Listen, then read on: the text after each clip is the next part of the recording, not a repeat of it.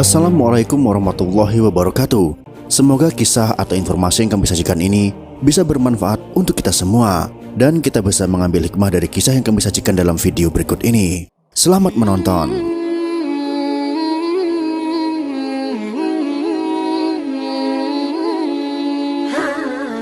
Di daerah Mosul, Irak terdapat sebuah kampung bernama Ninawa yang penduduknya berpaling dari jalan Allah yang lurus dan malah menyembah patung dan berhala. Allah Subhanahu wa Ta'ala ingin memberikan petunjuk kepada mereka dan mengembalikan mereka ke jalan yang lurus. Maka Dia mengutus Nabi Yunus alaihissalam untuk mengajak mereka beriman dan meninggalkan sesembahan selain Allah Azza wa Jalla. Akan tetapi mereka menolak beriman kepada Allah dan tetap memilih menyembah patung dan berhala. Mereka lebih memilih kekafiran dan kesesatan daripada keimanan dan petunjuk. Mereka mendustakan Nabi Yunus alaihissalam, mengolok-olok dan menghinanya. Maka Nabi Yunus pun marah kepada kaumnya dan tidak berharap lagi terhadap keimanan mereka. Allah Subhanahu wa Ta'ala pun mewahyukan kepada Nabi Yunus alaihissalam untuk memberitahukan kaumnya bahwa Allah akan mengazab mereka karena sikap mereka itu setelah berlalu 3 hari. Lalu Nabi Yunus alaihissalam menyampaikan perihal azab itu kepada kaumnya dan mengancam kaumnya dengan azab Allah. Kemudian ia pergi meninggalkan mereka. Ketika itu, kaum Yunus telah mengetahui bahwa Nabi Yunus alaihissalam telah pergi meninggalkan mereka, sehingga mereka yakin azab akan turun dan bahwa Yunus adalah seorang nabi. Maka mereka segera bertaubat kepada Allah Subhanahu wa Ta'ala, kembali kepadanya dan menyesali sikap mereka. Ketika itu, kaum laki-laki, wanita dan anak-anak menangis karena takut azab menimpa mereka. Dan mereka berdoa dengan suara keras kepada Allah Azza wa Jalla agar azab itu diangkat dari mereka. Saat Allah melihat jujurnya taubat mereka, maka Dia menghilangkan azab itu dari mereka serta menjauhkannya. Allah Ta'ala berfirman, "Dan mengapa tidak ada penduduk suatu kota yang beriman, lalu imannya itu bermanfaat kepadanya selain kaum Yunus? Ketika mereka beriman, kami hilangkan dari mereka azab yang menghinakan dalam kehidupan dunia, dan kami berikan kesenangan kepada mereka sampai pada waktu yang tertentu." Quran Surah Yunus ayat 98.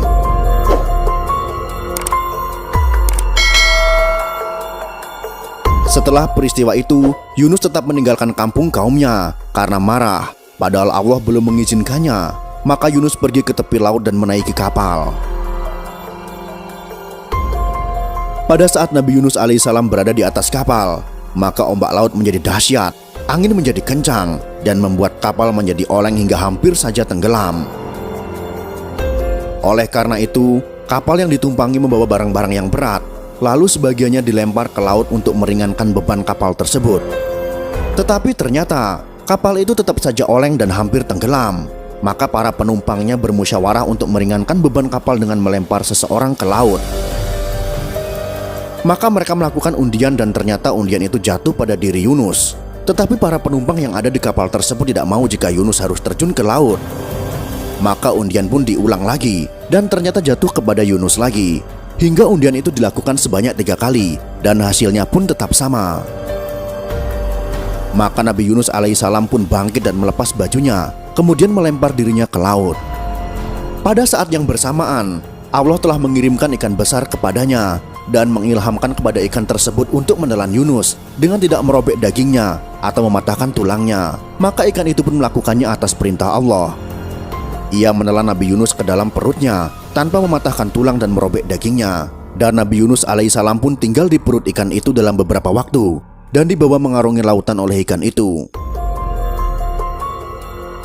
Ketika Yunus mendengar ucapan tasbih dari kerikil di bawah laut, maka di kegelapan itu Yunus berdoa, "Tidak ada Tuhan yang berhak disembah selain Engkau, Maha Suci Engkau. Sesungguhnya aku termasuk orang-orang yang zolim." Nabi Yunus alaihissalam berada dalam 3 kegelapan, yaitu kegelapan perut ikan, kegelapan lautan, dan kegelapan malam. Hal ini sebagaimana yang difirmankan Allah Ta'ala. Dan ingatlah kisah Zunnun ketika ia pergi dalam keadaan marah, lalu ia menyangka bahwa kami tidak akan mempersempitnya. Maka ia menyeru dalam keadaan yang sangat gelap, bahwa tidak ada Tuhan yang berhak disembah selain Engkau. Maha suci Engkau. Sesungguhnya aku termasuk orang-orang yang zalim. Maka kami telah memperkenankan doanya dan menyelamatkannya daripada kedukaan, dan demikianlah kami selamatkan orang-orang yang beriman. Quran Surah Al-Anbiya ayat 87-88.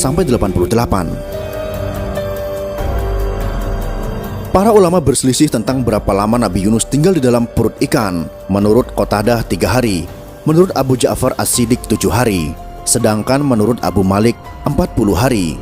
Mujahid berkata dari Asy-Sya'bi, ia ditelan di waktu duha dan dimuntahkan di waktu sore. Kemudian Allah memerintahkan ikan itu memuntahkan Yunus ke pinggir pantai. Lalu Allah tumbuhkan di sana sebuah pohon sejenis labu yang dapat menaungi Nabi Yunus alaihissalam dan menjaganya dari panas terik matahari.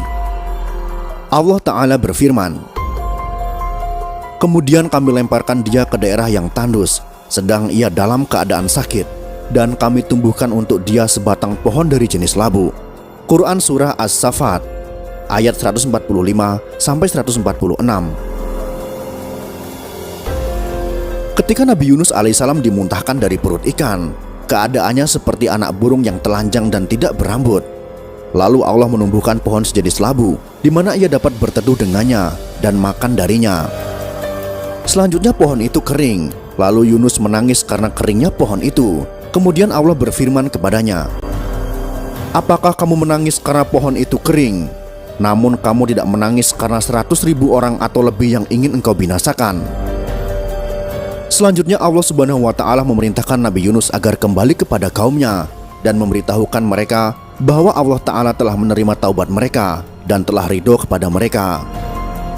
Maka Nabi Yunus alaihissalam melaksanakan perintah itu. Ia pergi mendatangi kaumnya dan memberitahukan kepada mereka wahyu yang diterimanya dari Allah Subhanahu wa Ta'ala. Kaumnya pun telah beriman dan Allah memberikan berkah kepada harta dan anak-anak mereka, sebagaimana yang diterangkan Allah dalam firman-Nya. Dan kami utus dia kepada 100.000 orang atau lebih, lalu mereka beriman. Karena itu kami anugerahkan kenikmatan hidup kepada mereka hingga waktu yang tertentu. Quran Surah As-Saffat ayat 147-148. Allah Subhanahu wa Ta'ala memuji Nabi Yunus alaihissalam dalam Al-Quran. Allah Ta'ala berfirman, dan Ismail, Al-Yasa, Yunus dan Lut, masing-masing kami lebihkan derajatnya di atas umat di masanya. Quran Surah Al-An'am ayat 86. Nabi Muhammad SAW juga memuji Nabi Yunus alaihissalam dalam sabdanya, tidak layak bagi seorang hamba mengatakan, saya lebih baik daripada Yunus bin Matta. Muttafaq alaih. Beliau mengucapkan demikian karena tawaduknya. Ada pula yang berpendapat bahwa beliau mengucapkan demikian untuk menghindari adanya sikap orang bodoh yang merendahkan martabat Nabi Yunus alaihissalam karena kisah yang disebutkan dalam Al-Quran. Dan tentang doa Nabi Yunus alaihissalam, Rasulullah SAW bersabda, doa Zunun ketika di perut ikan adalah, tidak ada Tuhan yang berhak disembah selain Engkau. Sesungguhnya aku termasuk orang-orang yang zalim. Sesungguhnya tidak seorang muslim pun yang berdoa dengannya dalam suatu masalah, melainkan Allah akan mengabulkan doanya. Hadis riwayat Tirmizi dan disahihkan oleh Syekh Al-Albani. Semoga kisah tentang Nabi Yunus ini bisa memberikan nasihat kepada admin pribadi. Wallahu a'lam bishawab.